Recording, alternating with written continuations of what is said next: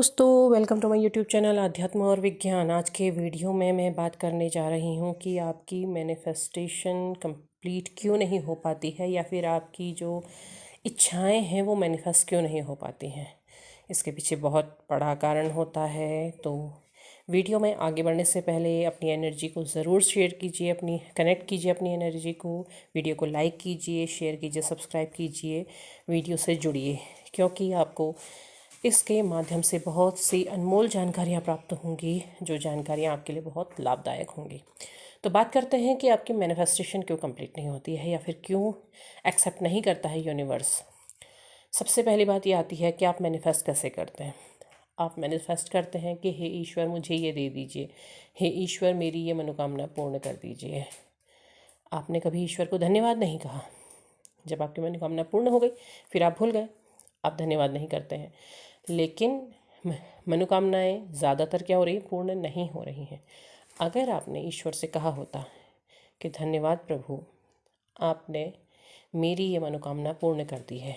अगर आप पार्टनर के बारे में चाहते हैं तो धन्यवाद प्रभु, मेरा पार्टनर वापस आ गया है, हम लोग बहुत खुश हैं, हम लोग बहुत खुशी से अपनी लाइफ जी रहे हैं। अगर आप ये मैनिफेस्ट करते हैं तो ज़रूर पूरा होता है।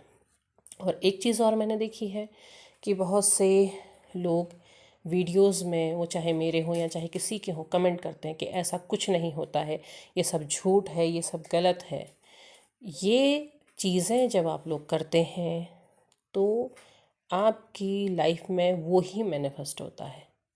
जो आपने कहा था कि ये झूठ है, तो झूठ ही मैनिफेस्ट होता है। गलत है, गलत ही मैनिफेस्ट होगा।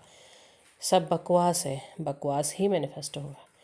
आप लिखते हैं कि पार्टनर छोड़ करके चले गए हैं और हम इंतज़ार कर रहे हैं, तो वो छोड़ करके ही चले जाते हैं। आप मैनिफेस्ट क्या कर रहे हैं, इस चीज़ को आपने ज़रूर जानना होता है।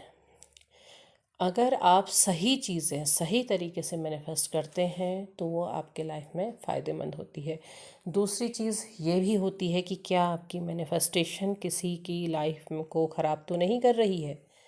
अगर आप ऐसा कुछ मैनिफेस्ट करते हैं तो फिर वो कर्मा के रूप में आपके लाइफ में लौट के चला आता है। इस चीज़ को भी मानना होता है। आप धन्यवाद कहना तो सीखिए, आप सही तरीके से मैनिफेस्ट करना तो सीखिए। आपके फाइनेंशियल प्रॉब्लम है, आप कहते हैं कि मेरा काम हो ही नहीं रहा है, मेरा काम बन ही नहीं रहा है, मेरे लाइफ में पैसे आ ही नहीं रहे हैं, तो वही मैनिफेस्ट होगा। कि नहीं आ रहे हैं तो नहीं ही मैनिफेस्ट होगा। आपने कभी अपने मन में उस एहसास को ला के देखा है कि मेरा काम बन रहा है, बन जाएगा, मुझे ईश्वर पर पूरा भरोसा है, ईश्वर का धन्यवाद है कि वो मेरा काम हमेशा बना देते हैं, मेरा काम हमेशा पूरा हो जाता है। उस बिलीव को कहाँ है, वो बिलीव आप लेके ही नहीं आ रहे, क्योंकि आप कहते हैं कि हम ईश्वर को मानते हैं, चाहे आप किसी भी रूप में उनकी पूजा करते हैं, आप किसी भी धर्म के हैं, किसी भी तरीके से आप पूजा करते हैं या किसी भी तरीके से ईश्वर से जुड़ते हैं, तो आप उस बिलीव को कहाँ ला रहे हैं। आप केवल पूजा पाठ कर रहे हैं।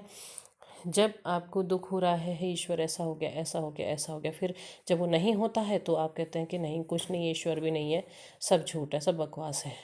तो आप मैनिफेस्ट वही कर देते हैं। आप उस बिलीव को, उस विश्वास को नहीं ला रहे हैं। आप ये मैनिफेस्ट नहीं कर रहे हैं कि मेरा ये काम बन गया है, मेरे लाइफ में ये चीज़ हो गया है। उसको लेकर के आइए। आपको बहुत सारी चीज़ें दिखती हैं, आपको एंजल नंबर्स भी दिखते हैं, आप कहते हैं कि ये एंजल नंबर्स भी झूठ हैं, ये कुछ नहीं है, ये सब बकवास है। वो बताते हैं कि आप जो कर रहे हैं वो गलत कर रहे हैं, इस तरीके से कीजिए। उस नंबर का दिखने का मतलब होता है कि आपको किस काम को किस तरह से करना है, आपको कैसे अपने लाइफ में चीज़ों को लाना है। आ रही हैं, लेकिन आप उसको एक्सेप्ट करने के पोजीशन में है ही नहीं।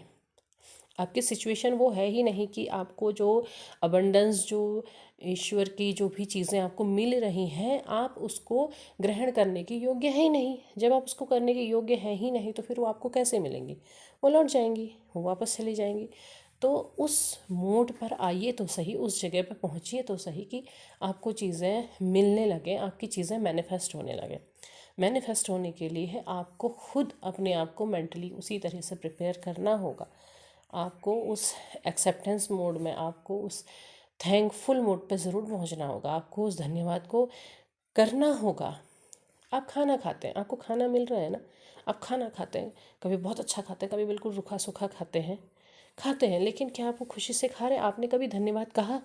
कभी ईश्वर को धन्यवाद कहा कि हे ईश्वर धन्यवाद, आज आपकी वजह से मुझे जो भोजन मिल रहा है वो बहुत अच्छा भोजन है, बहुत ही स्वस्थ भोजन है, बहुत तंदुरुस्त भोजन है।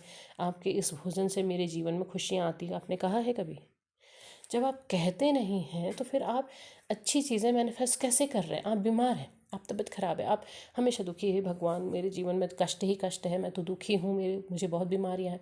आपने कभी खाना खाते समय, पानी पीते समय कहा ही नहीं कि हे ईश्वर आपका धन्यवाद है, आपने मुझे ये अन्न प्रदान किया है जिसकी वजह से मैं स्वस्थ हूँ, आपने मुझे जल प्रदान किया है जिसकी वजह से सारी बीमारियाँ मुझसे दूर हैं।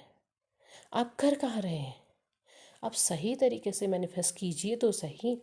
उसके बाद आप खुद देखिए कि क्या आपकी लाइफ में चेंज हो रहा है या नहीं हो रहा है।